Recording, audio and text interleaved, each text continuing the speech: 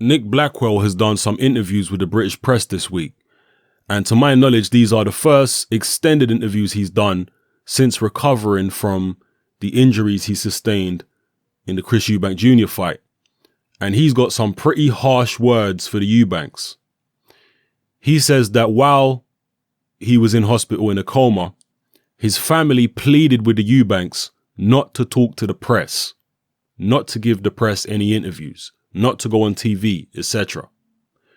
But not only did the Eubanks not respect those wishes, but in the words of Nick Blackwell, they milked the publicity.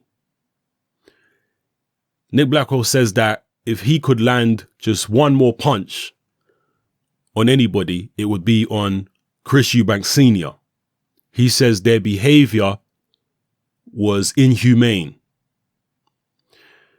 Now, Nick Blackwell never liked the Eubanks. In fact, he hated the Eubanks even before he fought Chris Eubank Jr. So the fact that he don't like them now should be of no surprise to anybody. Before the fight, he had people whispering in his ear, hyping him up, getting him angry, telling him why he should hate Eubank Jr., telling him that he was going to go in there and destroy Eubank Jr. and knock him out. Among those people was Billy Joe Saunders. And these people geeing him up and whispering in his ear and all that type of stuff, in my opinion, they contributed to the recklessness that he displayed in the ring. They, pumping him up the way they did, got him to fight in a more reckless manner. And that, in part, led to the injury that he sustained, in my opinion. Now, I think those very same people who were whispering in his ear before the fight are now whispering in his ear since he's recovered from this injury. Because when he initially came out of the coma and he started talking on social media, he said he sent a couple messages to Eubank Jr. and he said, no hard feelings, this happens in boxing, this, that and the other. And it was all good. But here we are a couple weeks later and he's saying the Eubanks are despicable, basically. And it's obviously people telling him, oh, you should see what the Eubanks did when you were in a coma. You should see this, you should see that. And they've got him to start hating them again. The exact mindset that got him into this situation in the first place. Okay, in my opinion, at least, it was partly the reason why I got him into that situation, by firing him up. Now, I'm not here to try and tell you that the Eubanks didn't milk the publicity. And I'm not here to tell you that they didn't milk the publicity or did. You know, I'm not trying to go either way. All I'm saying is that this hatred that he's had for the Eubanks actually plays into the Eubanks' hands. So if he wishes them ill and wants to see their downfall, he's going the wrong way about it. When Eubank Sr. was boxing professionally, he used his opponent's hatred to his advantage. He loved it when his opponent hated him. He loved it when the crowd booed him. He said this on numerous occasions that he actually used to get a thrill from hearing the crowd boo him.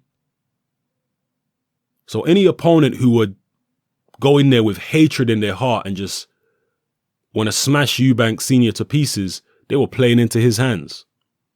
Nigel Benn was a perfect example of that. In the first fight, he hated Eubank Sr. so much, he played right into his hands and he got stopped. On the other hand, you got guys who wouldn't play into Eubank Sr.'s hands. They wouldn't hate him and do all that kind of stuff, like Steve Collins.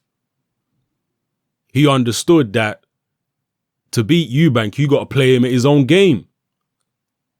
You can't beat him with anger. You have to outwit him, outsmart him, get under his skin. That's how you got to do it. And you don't get under his skin by getting angry at him. That just fuels his fire. And Eubank Sr. has passed those very same ways and traits down to his son, both genetically and through teaching, I'm sure. He's a very instrumental, for better or for worse, instrumental part. He plays a very instrumental role within Eubank Sr.'s career and his life. So any opponents who in the future want to try and get to Eubank Jr., anger is not the way. You got to outsmart these people. You can't come at them with just pure aggression and want to tear them to pieces, this, that, and the other. You can't allow yourself to get, fired up and angry the way Nick Blackwell was before the fight and the way Nick Blackwell still is now. And maybe it's controversial to say, but again, it's just my opinion. That's all it is. It's an opinion. I'm very glad that Nick Blackwell made a full recovery. Okay, but what I'm about to say may be controversial, but if he hadn't had those people hyping him up and telling him to hate Eubank and all this type of stuff, go knock him out, do this, that, and the other, I think there's a good chance he wouldn't have sustained that injury and he'd still be able to fight now. That's my personal view. Because he did fight more recklessly than normal in that fight because he was so fired up. So, yeah, that's just my take on it. Nick Blackwell didn't like the Eubanks before, so it's no surprise they don't like them now. Did they exploit the situation? Maybe they did. Maybe they didn't. I'll let you guys decide that. I'll let you guys decide whether or not they milked the publicity. Did the press come to them and hound them for interviews? Or did they go to the press and request that the press conduct interviews with them? Which way around was it? I suspect it was the former. I suspect it was the press hounding them. But then people are going to say, well, it don't matter if the press are hounding them. They should have respected Nick Blackwell's family's wishes. But the Eubanks have come out and said, we had to give us our side of the story because the situation was being misconstrued. Eubank Sr. himself has been through a similar situation,